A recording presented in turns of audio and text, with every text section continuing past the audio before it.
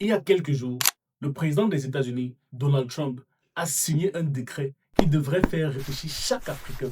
Il a officiellement retiré les vaccins contre le Covid-19, l'hépatite A et B et le rotavirus de la liste des vaccins recommandés pour les enfants américains, pointant du doigt l'explosion de l'autisme et du TDAH. Réfléchissons une seconde. Si le dirigeant de la plus grande superpuissance mondiale remet en question la science qu'on injecte à ses citoyens, pourquoi l'Afrique continue-t-elle de tout avaler les yeux fermés? Let's talk. Soyons brutalement honnêtes. Demandez à vos parents. La plupart des maladies qui remplissent nos hôpitaux aujourd'hui étaient rarissimes il y a 30 ans. Aujourd'hui, le cancer est une épidémie. Et pour les femmes, les statistiques font froid au dos.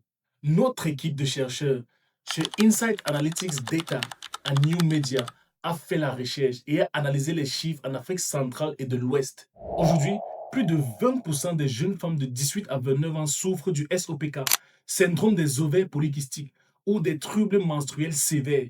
Les femmes ont plus de mal à concevoir aujourd'hui qu'à l'époque de nos grands-mères. À l'ère de la médecine moderne, pourquoi sommes-nous de plus en plus malades? Mais voici le paradoxe qui brise le système. Regardez nos populations authentiques riveraines, les Peuls et les Fulani du Sahel, Nigeria, Guinée, Gabon, Cameroun et Mali, les peuples pygmées des forêts de l'Est et du Sud du Cameroun et du Gabon. Ces populations se soignent presque exclusivement avec la médecine traditionnelle africaine. Si vous comprenez de quoi je parle, regardez un peu autour de vous. Ont-ils des taux explosifs de SOPK ou bien de cancer? Les données prouvent que non.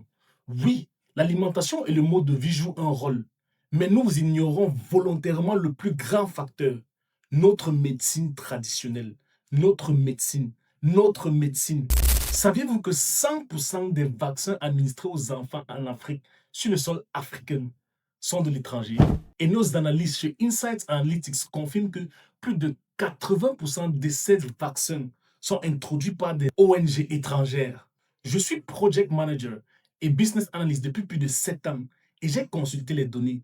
Ce qui est vrai, même par observation, est que ces chiffres ne mentent pas. Le fait le plus terrifiant, l'Afrique centrale et de l'Ouest n'a même pas la capacité technique et les laboratoires pour tester de A à Z les compositions chimiques de chaque flacon qui traverse nos frontières. On leur fait confiance aveuglement. Je l'ai déjà dit ici, en géopolitique, l'argent gratuit n'existe pas. Pourquoi dépensent-ils des milliards pour piquer nos enfants? Nous avons abandonné des siècles de sciences botaniques africaines parce que le diplôme de docteur en médecine est une invention purement occidentale. Il a été créé pour valider la pharmacie occidentale et qualifier la médecine africaine de sorcellerie. D'ailleurs, si vous voulez apprendre à faire ce genre de recherche, à écrire des scripts percutants, à produire des vidéos de haute qualité avec votre smartphone, avec une intégration de l'IA, notre masterclass Tocam en création de contenu est ouvert. Regardez l'email et le numéro dans notre bio et inscrivez-vous. Mais revenons à notre santé. Je veux que les ONG s'expliquent. Je veux que nos femmes qui souffrent de SOPK commencent à poser des vraies questions.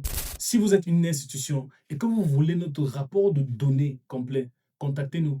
Tant que l'Afrique ne financera pas et ne fera pas confiance à sa propre médecine traditionnelle, nos corps resteront des laboratoires pour les Occidentaux. Nos hôpitaux modernes nous guérissent-ils ou créent-ils simplement des nouveaux clients? Le débat est ouvert. Let's talk.